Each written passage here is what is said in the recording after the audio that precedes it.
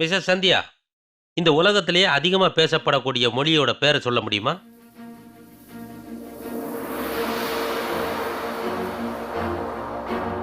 Sir, இந்த உலகத்திலே அதிகமா மேண்டரின் சைனீஸ் பாஷை தான் பேசப்படுது. இல்லை மிஸ்ஸஸ் சந்தியா, சாதாரணமாக இன்டர்வியூக்கு வரவங்க டென்ஷனில் தப்பான பதில் சொல்லிடுவாங்க. ஆனால் நாங்கள் உங்களுக்கு இன்னொரு வாய்ப்பை கொடுக்கலாம்னு நினைக்கிறோம். உங்கள் தப்பை சரி செஞ்சுக்கோங்க. முதல்ல கொஞ்சம் தண்ணி குடிங்க.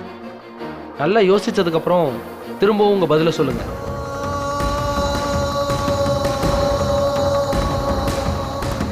Please have some water. சரிங்க சார்.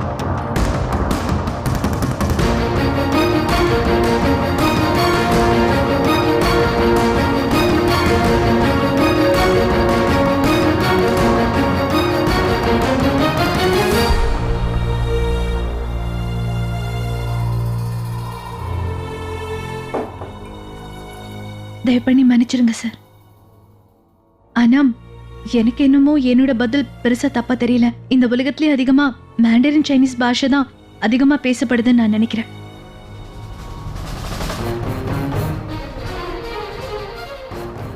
எனிவே, இப்ப நம்ம அடுத்து பேசலாம்.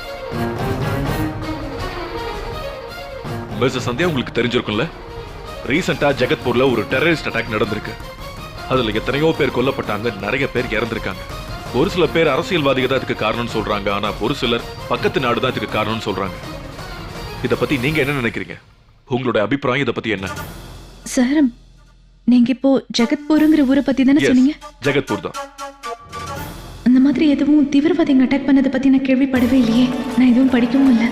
ஆனா ரீசெண்டா நடந்திருக்குங்கிறாங்க. அப்படி நடந்திருந்தா எனக்கு தெரிஞ்சிருக்கணுமே. மிஸ்ஸஸ் சந்தியா, இத பத்தி உங்களோட ஒப்பீனியன் என்னன்னு மட்டும் தான் கேக்குறோம். இதுல எவ்வளவு யோசிக்கிறதுக்கு என்ன இருக்கு? மிஸ்ஸஸ் சந்தியா, சொல்லுங்க. சொல்லுங்க சார், சொல்லுங்க. சொல்லுங்க சந்தியா, சொல்லுங்க சொல்லுங்க. சொல்லுங்க. சொல்லுங்க. அது வந்து நான் என்ன யோசிச்சுட்டு இருக்கேன்னா மேம், இது வரைக்கும் இந்த மாதிரி சம்பவத்தை நான் கேள்விப்படவே இல்லை. அதை பத்தி தான் யோசிக்கிறேன். சொல்லப்போனா இதை பத்திலாம் எனக்கு எதுவுமே தெரியாது. என்ன? உண்மையிலேயே எனக்கு இப்ப உங்களை பார்க்கும்போது ரொம்ப ஆச்சரியமா இருக்கு. உங்களுக்கு அந்த சம்பவத்தை பத்தி எதுவுமே தெரியாதா என்ன? அந்த சம்பவத்தை பத்தி நம்ம நாட்டுல இருக்கிற சின்ன சின்ன பசங்களுக்கு கூட தெரியும். இந்த கேள்வி உங்களுக்கு ரொம்பவே ஈஸியா இருக்கும்லாம் நாங்க எதிர்பார்த்தோம். யூபிஎஸ்சி இன்டர்வியூக்கு வர்ற எல்லா கேண்டிடேட்ஸுக்கும் நம்ம நாட்டை பத்தியும் வெளிநாட்டை பத்தியும் தெரிஞ்சிருக்கணும். இப்போ எனக்கு ஆச்சரியமா இருக்கக்கூடிய ஒரே விஷயம் என்னன்னா, யூபிஎஸ்சி எக்ஸாம்ல மட்டும் எப்படி உங்களால பாஸ் பண்ண முடிஞ்சது? தயவு பண்ணி மன்னிச்சுக்கோங்க சார். நான் நம்ம நாடு, அதுக்கப்புறம் வெளிநாட்டு சம்பந்தப்பட்ட எல்லா புக்ஸுமே நான் படிச்சிருக்கேன். ஓரளவுக்கு எனக்கு மனப்பாடமா இருக்கு. ஆனா இப்படி ஜெகத்பூர்ங்கிற ஊர்ல அட்டாக் நடந்ததா நான் எந்த புக்லயும் படிக்கவும் இல்லை, நான் கேள்விப்படவும் இல்லை சார். அதனால இதை பத்தி எனக்கு எதுவுமே தெரியாது சார்.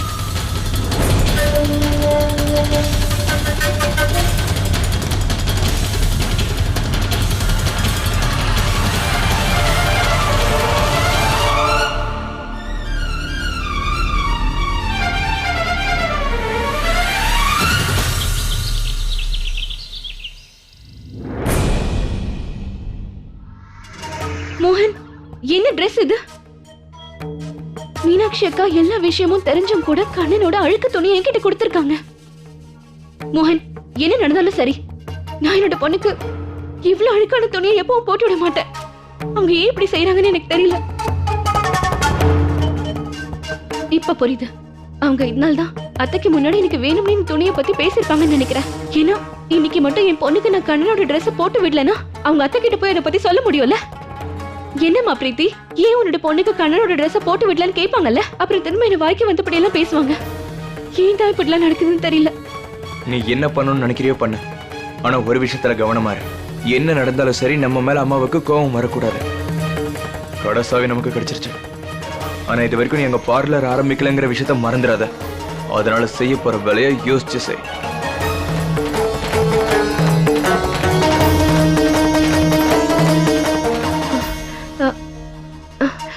மோகன், எனக்கு ஒரு ஐடியா வந்திருக்கு. இதனால அத்தைக்கும் கோவம் வராது.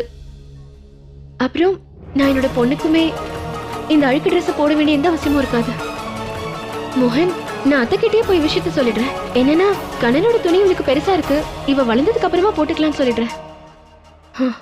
இது அத்தைக்கிட்ட போய் சொன்னா ஒன்னும் சொல்ல மாட்டாங்க.